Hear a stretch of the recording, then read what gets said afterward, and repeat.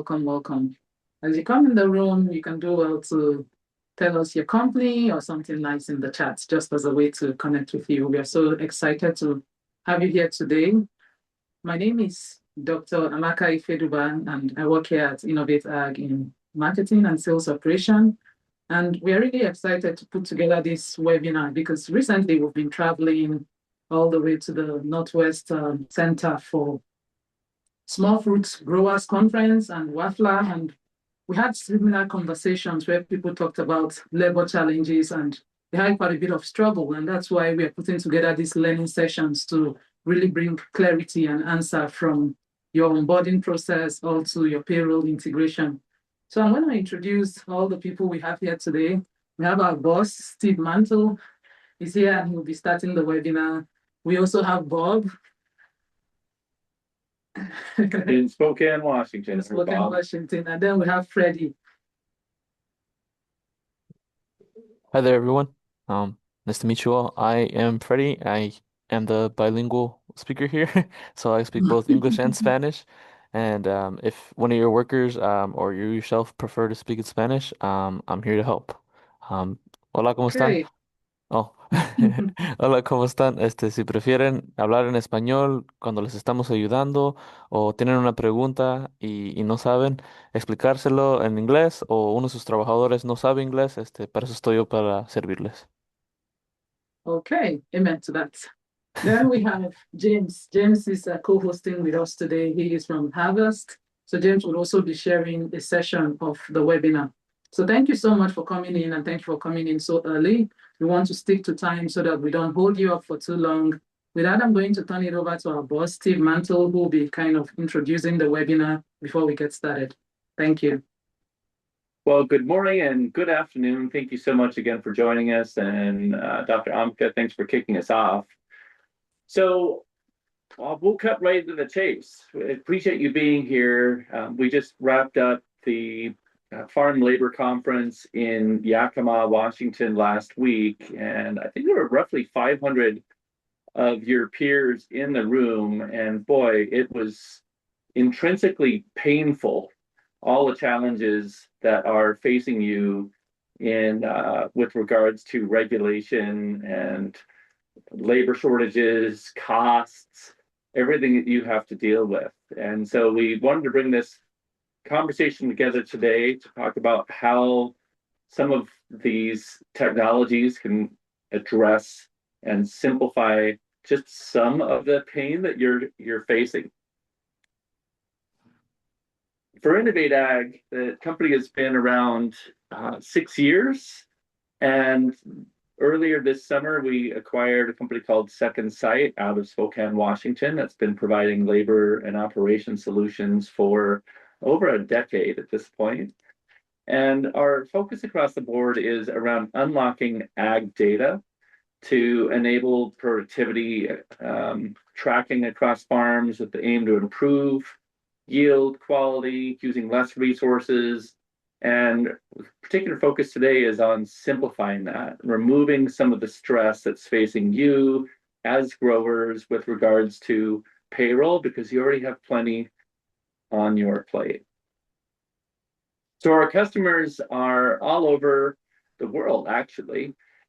In the Northwest, of course, we've got Washington, Oregon, Idaho as well, Midwest, down in Georgia, and then certainly down in Latin America and Europe. And so we're used to supporting in multiple languages. The technologies we're talking about are available in different languages. And as you heard from Freddie, we certainly have in-house bilingual support as well.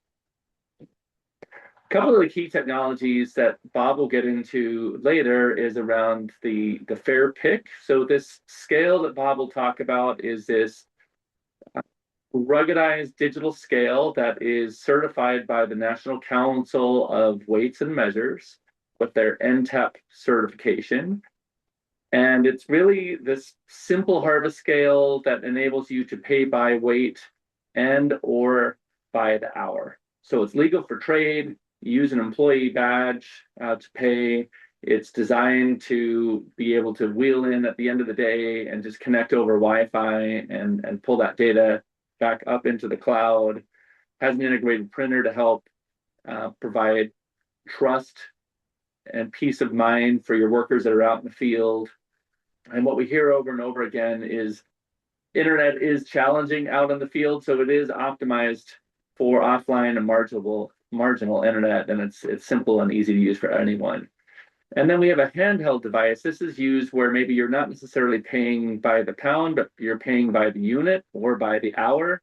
This is also being used by many growers in their warehouse and packing facilities as well.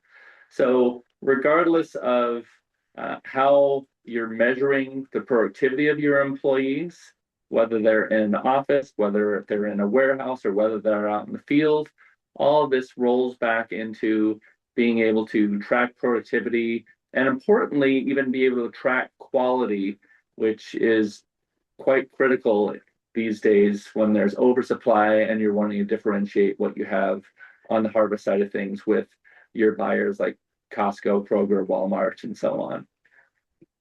So our customers are very happy with what we have, and what we see over and over, and you can kind of see the theme here is it's less stressful, as you can hear from Fern Luber up there, and from Bow Hill Blueberries.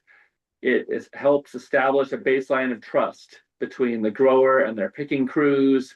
Werner Orchards, who does cherries, it saves them a lot of time, and they're seeing savings of 40,000 plus per year. And this with the Sullivan Farms, they're pointing to examples where they're saving 100,000, and we can think of per year. We can think of other growers. I'll share an example later where they're saving almost $5,000 per day. So it quickly adds up. But again, the emphasis is not just saving money, but really saving on time and stress for you. Customer support is key. And so Margie here has a quote. Bob, she's a big fan of Bob. And so this was from actually our last webinar where she popped in and says, Bob just helped us endless times, always willing to help no matter the hour of the day. And last thing we want to do is leave you stuck. And so that's why we've got around the clock support for you to make sure, especially when it comes time for you for running payroll, and you've got a line of people out the door that are ready to get paid, that the software is not part of the bottleneck. This is a quick peek at some of the software behind the scenes that Bob will walk us through, where you can run a daily report and be able to tell at a glance what your the number of active hours that you have on a daily, weekly, monthly basis, what your average hourly piece rate looks like, your wages, the total units, in this case, number of pounds that are picked so far during a day. And then Bob will walk us through at a glance who you can tell that is actually covering their wages in terms of minimum wage and who's not, and help you better understand performance as well beyond just actually running payroll. Our payroll integration, we're integrated with a number of different companies and certainly can enable custom payroll with other companies. Actually, we would love if you don't see the name of the company that you use for payroll, if you wouldn't mind putting into the chat there in Zoom who you use. Frankly, actually, it'd be great to see you just pop in there regardless who you use for payroll. We would love to better know that, but integrating with each of these and beyond is key, and we can do that using CSV reports that you can download, as Bob will demonstrate for us, and increasingly working to do API integration as well. With that said, going to hand over to James Hall, who is the owner of Harvust. Payroll ultimately starts with onboarding, and so we've partnered closely with Harvust based on customer requests to help streamline that and bring that together. James, thanks so much for joining us. The floor is yours. All right, let me share my screen a little bit here. One of the things that I see a lot when I'm working with a customer for the first time is the disconnect between the hiring, people who are doing the hiring, and the folks who are responsible for running the payroll. I was just speaking to one of our customers down in California. They're a labor contractor, and they've got locations all over the state. And the hiring was occurring at those locations, right? Because people want to be close to where they work. But by the time the paperwork had gotten back to the main office, which is where the payroll was run, sometimes it was actually after the pay period had concluded. Or with these labor contractors, a lot of the times the growers are asking for reports on a daily basis, and they need to have that data much, much faster. And so the reason why it matters is really trying to shorten up the time, shorten up the effort, and increase the accuracy from the moment that worker is onboarded to being able to get them to be paid. One of the other issues that I see with this is duplicate employees. Identifying employees is one of the most critical things that you can do during the hiring process to eliminate the problems that you experience on the payroll side of things. I mean, from anything from missed payment, or if you have employees who are accumulating benefits, like accumulating leave benefits, that's another thing where you need to identify the correct employee if they're returning within certain periods of time. There are things with H-2A as well where you want to identify the correct employee. Child support, our new hire reporting that we need to do. Lots of things come down to identifying the employee correctly when you are hiring them. And one of the things that we have seen most effective, and it's what you can see on the screen here, is just a really robust employee search that is available to your frontline hiring staff. So those gals in the mobile home in the middle of the field, they need access to your database of employees, not just payroll. And this is where an electronic system can be really, really helpful in giving them that access, that transparency. And it's not, you can't work these days just off of names or even social security numbers. You need to have photos. You need to know what that employee's ID was prior, birth dates, because this is ag. We operate in the gray a little bit. We know that an employee can come to us and we're like, all right, buddy, I know this is you, but you're giving me a different name this year. These laws, especially the ones that have to do with like accumulation, time, hours worked, like they don't care. Like if it's the same person, we need to identify that person. And so having some kind of system upfront that allows you to identify those employees is absolutely critical. Standardizing your process across anyone who is doing hiring. Consistency is one of the best insurance policies you can have in terms of compliance, in terms of performance management too, because I've seen this happen where a worker has been working at one ranch and he got dismissed from that ranch. Ranch B has no idea that occurred. Right, sure. So then the employee then goes to Ranch B and he's working for your company again. And so these are the kind of issues that we can see crop up when we do not have a standardized process. So whether you're using an electronic system or if you're still on pen and paper, really getting your hiring staff the tooling to identify employees correctly right out of the gate is absolutely huge. The other thing that you should be doing as early as possible that's going to make life easier for payroll is assigning employee ID numbers. And so whether it's, kind of what you're seeing here, this is actually the Harvust app. This is our employee search. I can search for an employee. I can search for them by name, birthday, whatever, but it's the identify them and then moving on or adding them as a new employee. The moment that either of these things occur, we're either committing to using this employee ID number going forward, or if you click this button, it's going to generate a brand new employee ID number. And sometimes your payroll system will generate this number. I know like Data Tech can generate these numbers, ADP, whatever you use. But they can also take numbers. So if you aren't adding that employee into your payroll system at the time of hire, I would again really recommend you creating your own employee ID numbers and assigning those to the employee as soon as possible. And just to add a little bit of humor to this, I collected some of our worst employee ID number schemes that we have seen our growers use.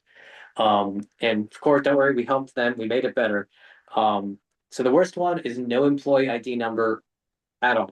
That is, I mean, how many Jose Robles's do you have working for you? Choose your own adventure. Right, exactly. Yeah. And then you have someone come in and you think it's one Jose, but it's actually the other. Now one guy's getting paid for some other guy's work, or now his performance is getting evaluated based off of someone else's performance. This is a nightmare you do not want to experience. Please have employee ID numbers. Some of the other bad ones I've seen: first 3 letters of the employee's last name and the last 4 of their social security number. Uh-oh. This is a challenge. The first 3 letters of the employee's first name and the first 3 letters of the employee's last name. And if that already exists, then they just added a 1 to the end of it. And then if that one already exists, then they added another 1. They didn't go to 2, they just kept adding 1s. It's like when you have to reset your password and you just add an exclamation point at the end, and now you have the special character. Employee's birth year, month, day, and if that's taken, add a 1. Another bad one. Ranch code, each ranch had a code. It was like AB or 01 hyphen employee's last name, and then add a 1. I don't know what it is people adding 1s, but please have a employee ID number system that is not based off of employees' information, especially if that information can change. Last names change. Social security numbers. If you have an H-2A employee, they may not even have a social security number yet. So you should not be creating your employee ID numbers based off of information about that employee. Sequential is the most common one I see. 1, 2, 3, 4, 5, 6, right? Don't pad the zeros. You don't need to do that. It doesn't need to be 0001, because now you're just setting an upper limit onto how many numbers you can create. If you only have 5 digits, then once you get to that level, then what happens? So sequential is good, or random numbers, especially if it's a random number letter sequence. That's another good way to do it. Very low likelihood of what we would call a collision, basically numbers that are already being used. This is the problem you don't want to have, is 2 people should be having the same number when they're actually separate people. So once you've identified the employee, either you use their pre-existing employee ID or create a new one off of a somewhat sane employee numbering system. Okay, why is that employee number so important? This gets into integrations. It's why I'm here, because we've been working with Steve on this. You've got to get that employee now into your payroll system and into your time tracking system. Those are like the 2 probably most critical systems to get them into. And again, going back to that customer down in California that we were working with, well, we're still working with them. They had their payroll system. They were using data tech. They love it. And they were using a traditional punch-in card in the warehouse. But when they were doing their onboarding, they would have to do the onboarding in paper.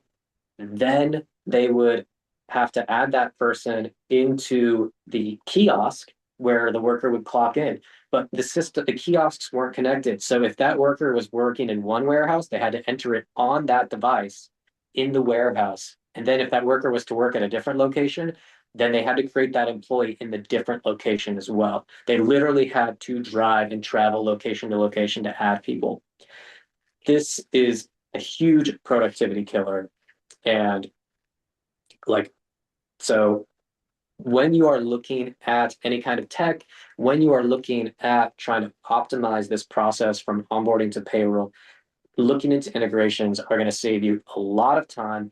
It's also going to make things more accurate, especially again, going back to this one customer, and we've kind of solved all these problems for them, but they had just a piece of paper and it was written on hand, the employee's name and their number, handwritten, given to someone else who then drove around. Talk about an easy way to make to misread the number or put the data in and type that number in incorrectly, just a typo. Now, the time is not being recorded to the correct employee, and we get into the exact same problem that we had earlier with employees potentially being misidentified. So integration is going to be a huge thing for you when you're looking at creating an accurate, compliant process. There are a couple ways that those integrations can happen. Steve mentioned one already, APIs. The other one is what we would call an import-export or an export-import.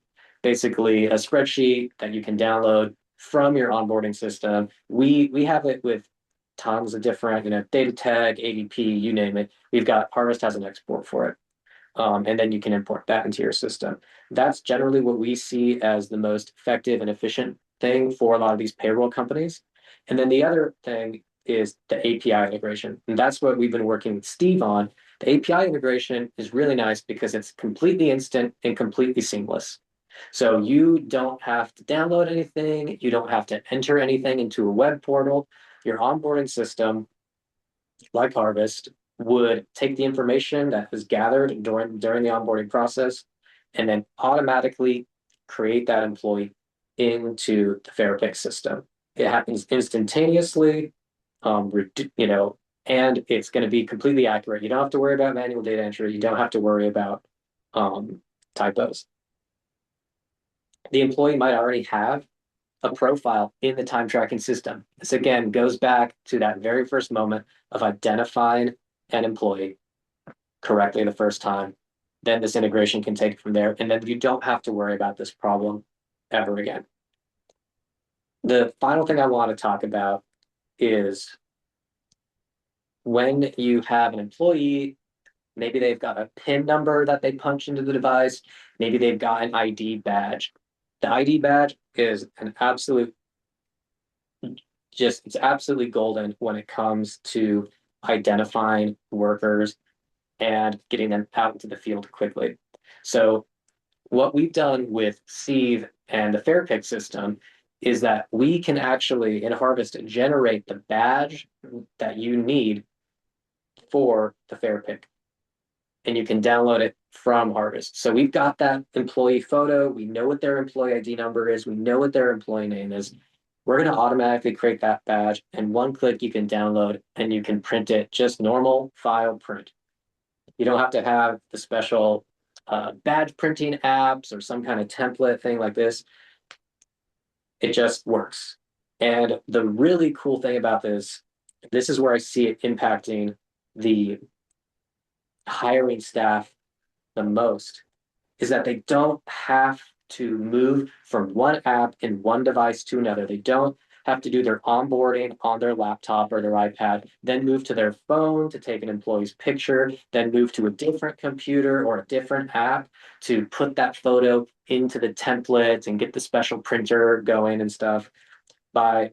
We've kind of just taken it on ourselves that when we work with our time tracking partners, we want to say, hey, let us help with that badge generation. We keep your frontline HR staff focused on the onboarding process, getting that employee identified, processed quickly, accurately, and they don't have to switch apps. They can maintain that focus. Streamline it for HR. Exactly. So going back to kind of what we started here, the onboarding is a good foundational layer that you can preempt a lot of payroll problems that you would see at the end of the pay period, or even just a few minutes later of someone clocking in incorrectly. And that is where we like to live in terms of setting up the rest of this farm worker's journey to working, to getting paid, setting them up for success. So just playing it briefly is as you've got workers that are coming on board, say they're just getting started. Mm-hmm.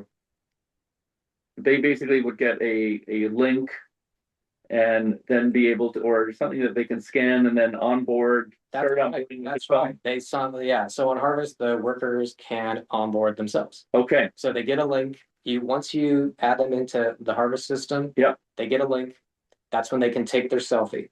They take their own picture. They take right. That's a good thing. They can fill out the forms on their own. You can assist them with I-9s, W4s, your custom hiring packet, handbook, you name it. They can get all that signed. No hand sign. No hand signing. It's all. They don't even have to be on site to do it. Yeah. Okay. We got H2A guys doing it in the bus. Great. And then what happens is all that data, that tax withholding, Yep. marital status, all that stuff, automatically collected. Yep. And then we get it in an export, and you can stick it into your payroll system. Awesome. Time, very short, extremely accurate. And then the platform can also, the Harvust side can be used to communicate with employees as well. Yeah, communication, helping their safety training, Okay. discipline, Compliance. housing management. Michelle, I am working on the thing that we talked about the other day, or that you talked about with Becca, so that's coming. Awesome. Yeah, so really trying to attack every single compliance opportunity in a way that saves you time. Okay. Great. So simplifying it end to end from the time that you've identified, okay, this is an employee or contractor I'm going on board. Boom. Flows through. They use their own personal device to basically self-register, take their selfie, fill everything out, show up on site. Here's your badge. Get started. Yep. And for the payroll office, this is just a huge amount of time and manual. That's fantastic. Yeah. All right. Love it. So with that said, we'll switch over from Walla Walla, Washington to Spokane, Washington with Bob Alexander. Bob, why don't you take us through an update on, from a payroll lens, how things work with our labor and operations solution? Oh, sure. So I'm sharing my screen with you, and what I have here is I'm using an app to display this Android screen. But and then the other side here on the right I have is a web portal, and this has some real data in it, and it's just the daily report. You may have seen it in the presentation earlier. So this is kind of like what the end of the day might look like when it comes to labor tracking for a farm. You can kind of see, we start up here, you have the totals boxes, so you see how many total hours were done that day, kind of what your average pay was, how many units they got. That could be pounds or buckets, and kind of the average wage and how many people were working. Here you can kind of see, you can kind of page through these things. Or if it's green, it's got data. If it's orange, that's the day you're on. And if it's gray, nothing happened. Looks like these guys work pretty steadily. And then you can kind of page down to see each person. You can expand on one of these things. So I can see that this person was working in the packing plant. They were doing hourly labor. And so we know they got 10 hours. Doesn't look like they did breaks here, but everybody does stuff a little differently. And we kind of go down to the next person. We see they were getting paid by weight. Looks like they were doing cherries, and they did pretty good. They got $188 coming that day. The system, it also kind of shows you if they didn't do so well. So we can see over here in red, this person got half of what their wage should have been. So they're not doing so hot. They probably need maybe just some help. Training can do wonders. And so as we kind of go down here, we can kind of see what they did. And then at this point, I could click on this guy. And so we kind of see here, like what was going on. So we can kind of go in here and we can see, okay, so he's bringing in stuff every 30 minutes to an hour. So just kind of maybe a little bit slower. As we go over here, we can kind of then check on somebody who did a little bit better. Here's this guy, and he's kind of bringing stuff in. It looks like every 20 minutes. So that's just your daily report. You kind of go through here. You can clean it up. If you can edit things, I could add, say, I could add a clock out if they forgot to clock out, or little things like that. The next thing that's probably the most important thing to people is your pay period report. This is what you're going to generate at the end of the week. Let's kind of go to August because I know there's some data.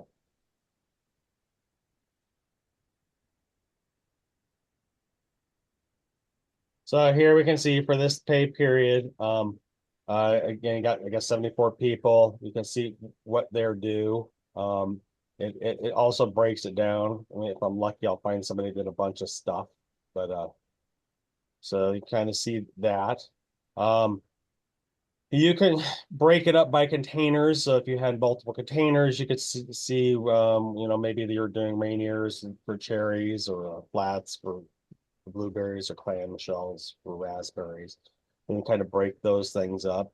If you have people in crews, you can break a crew up to see how they're doing. You can break things up by if they're the hourly folks, the piece folks, the weight folks, and you can even break it up by specific tasks. So maybe you just wanted to see what was going on, let's say, in the packing plant. So I could just generate that, and then it looks like there wasn't anything going on. So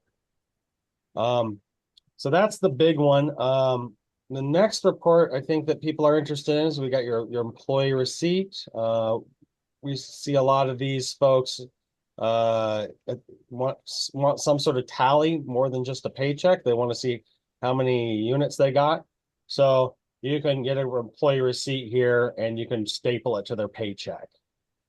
So you can do piece and hourly and it all intertwines. So it knows when they're doing piece work or when they're doing hourly.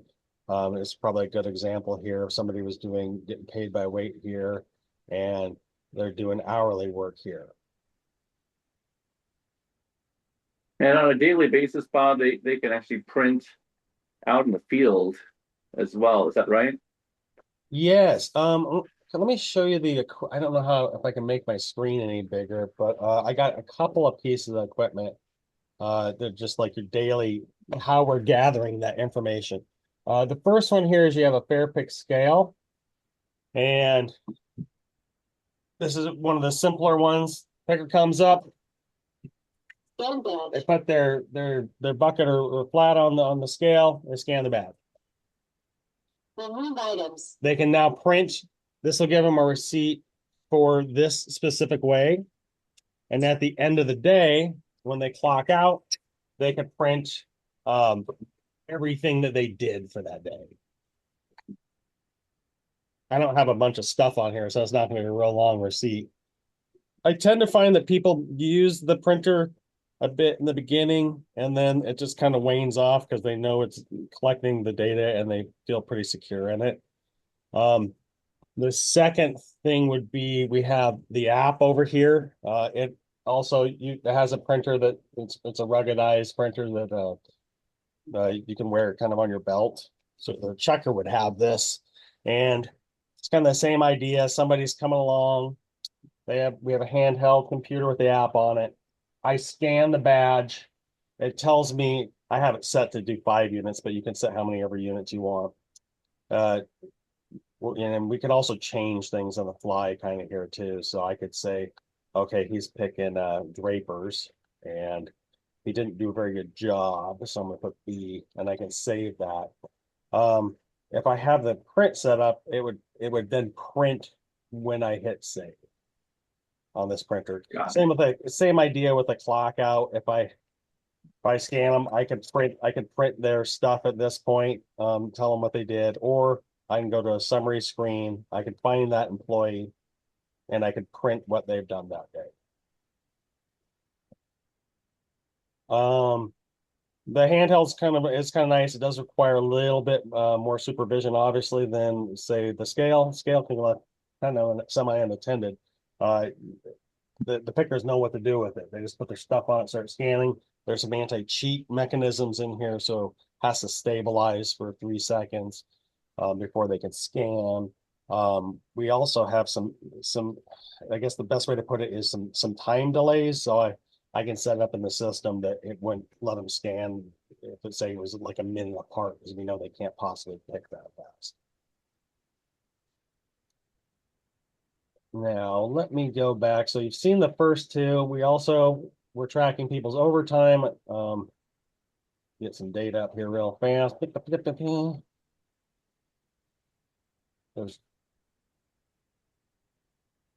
So looks like everybody did. Did I do a big long thing? No, it looks like everybody got they didn't set it up. Oh, that's what's going on.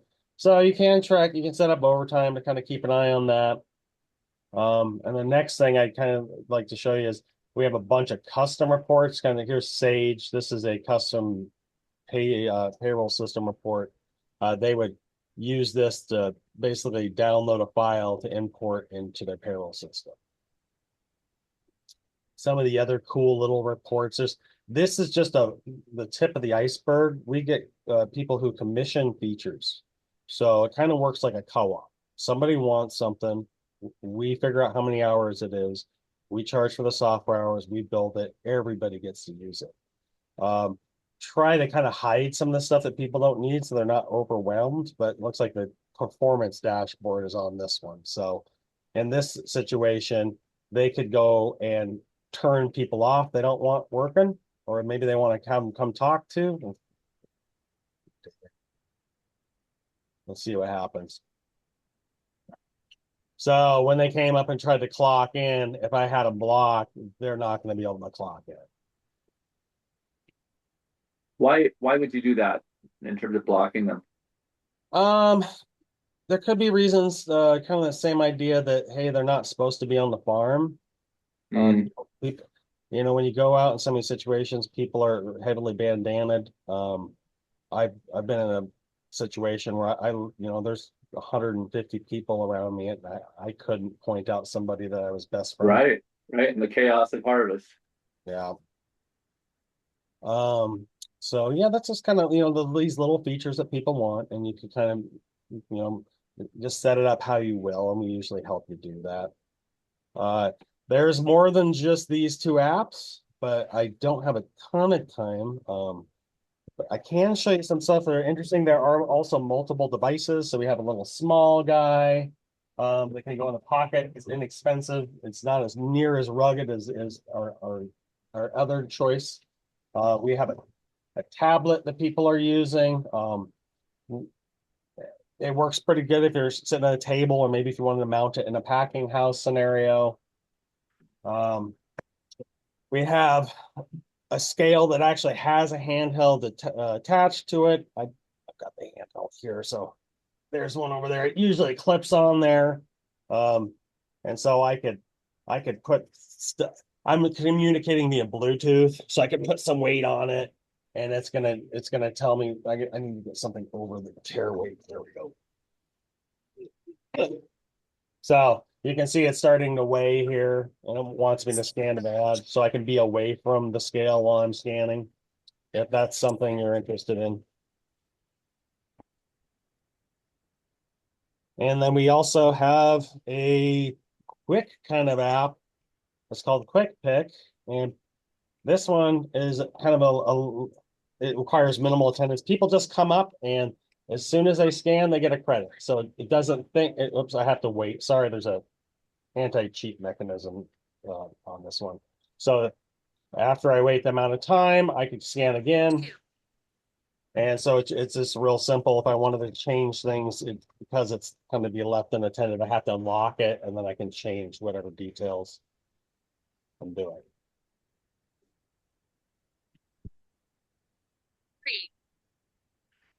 So that's another one.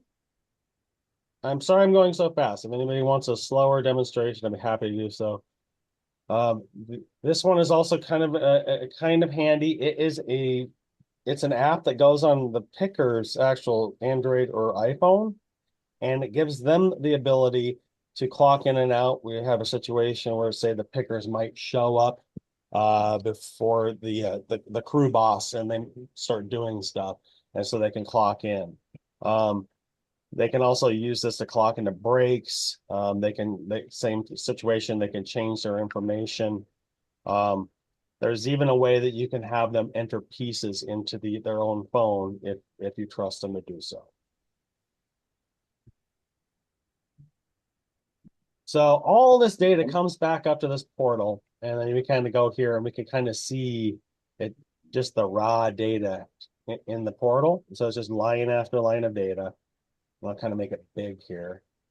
So once we have this, we could actually kind of we can do some kind of fun things. We can search for different pieces of data. If I wanted to, I can edit anything.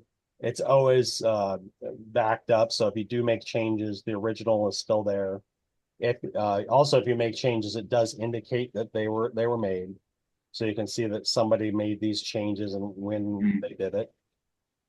You can import data that's in a CSV format too. So just raw data that would kind of show up as like an added entry. Or if I wanted to add a clock in, I could just add one here. So there's just a bunch of different things you can do. One of the fun things that I like to show people is that let's choose August here. It looks pretty good. Did I choose a bad day? This week. So we got this data. If there is this has all been added. I need something that was done by a device. So if the device has GPS active, I'm not sure what these guys are a terrible example. It will show you a heat map of where they were working.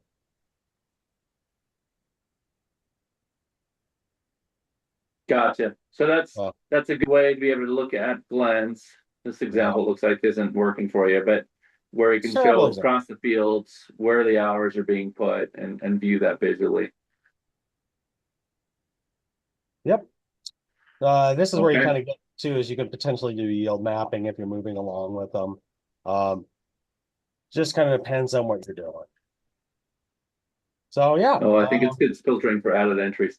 But yeah, perfect. Oh, that's what thank you, Steve. Yeah, there you go. That's exactly what it's doing. Okay. It's hard to be me, guys. So we can see where they did work. And if they may have done it in other Got it. Okay, that makes it a lot better. There you go. So those filters, that little checkbox matters, right? Good. That's a great left to right. Anything you want to add in there at all, Bob, in closing? No, not really.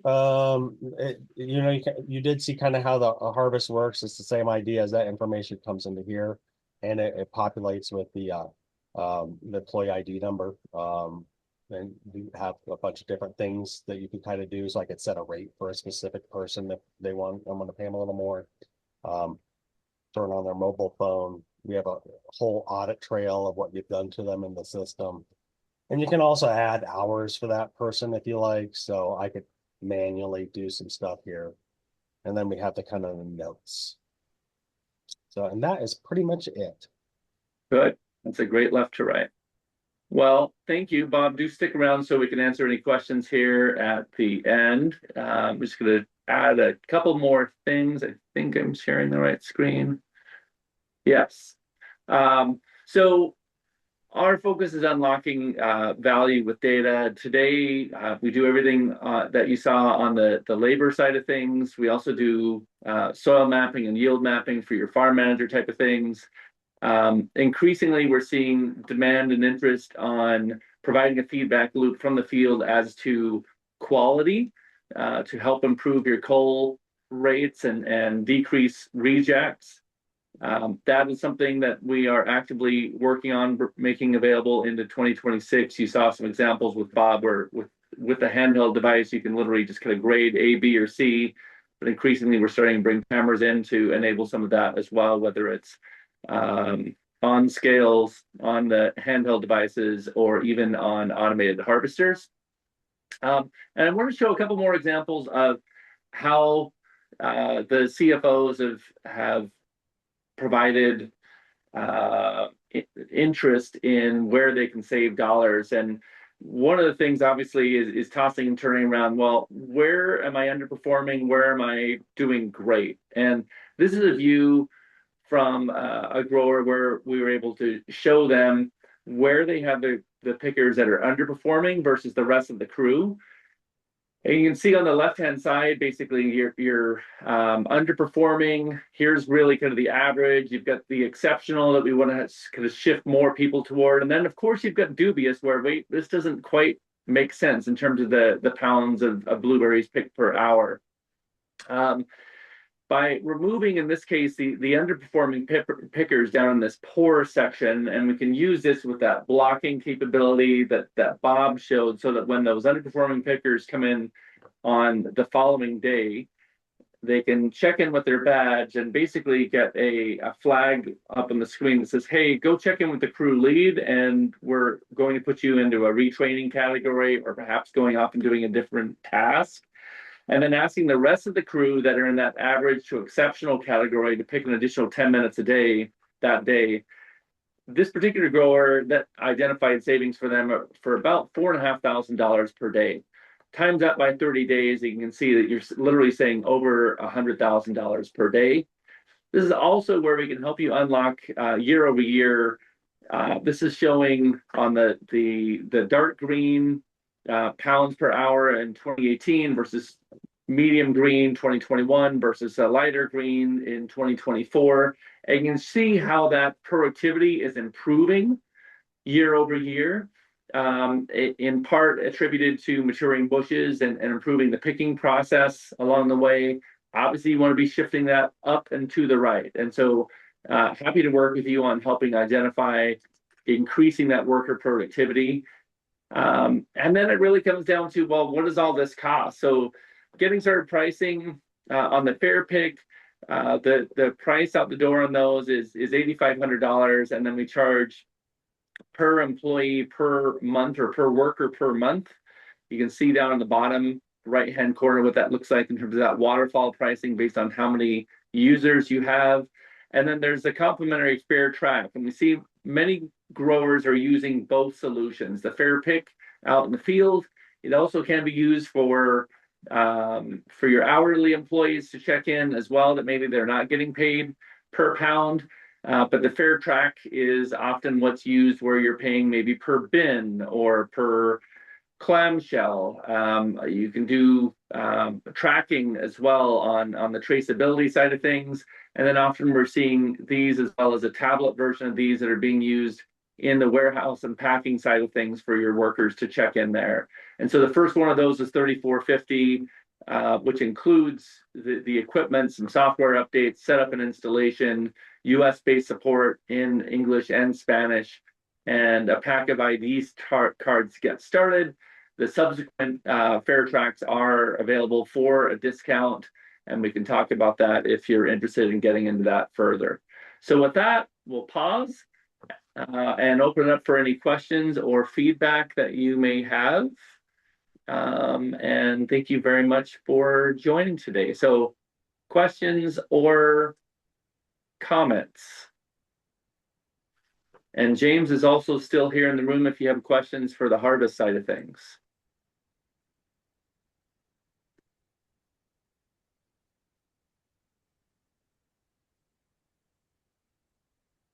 It's a quiet group. I see there's a couple of existing customers that are in there as well.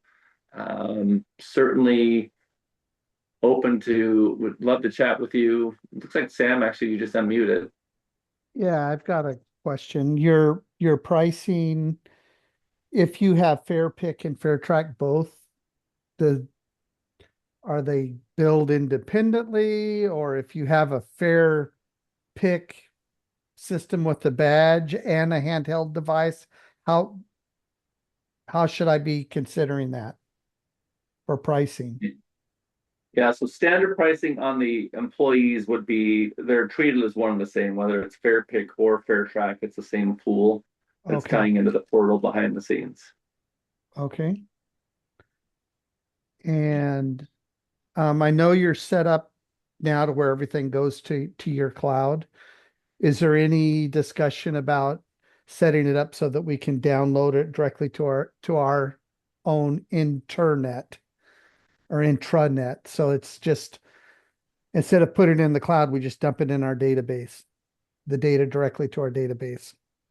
Yeah, so that's a great question, Sam. So the data moves into the cloud so it can be consolidated from all of the different devices that you have out in the field, whether that's FairTraks or FairPicks. And then from there, particularly with the API side of things, is then as that gets introduced going into 2026, you can pull that data directly into an on-premises intranet, if you will, and certainly open to rolling up our sleeves on any specifics around that, Sam. Okay. So your plan is to provide API access? Absolutely, yes. Yeah, actively working away on that, and I would say our first collaborator on that is doing that with Harvust from a provisioning perspective, based on one of our growers that had asked for that.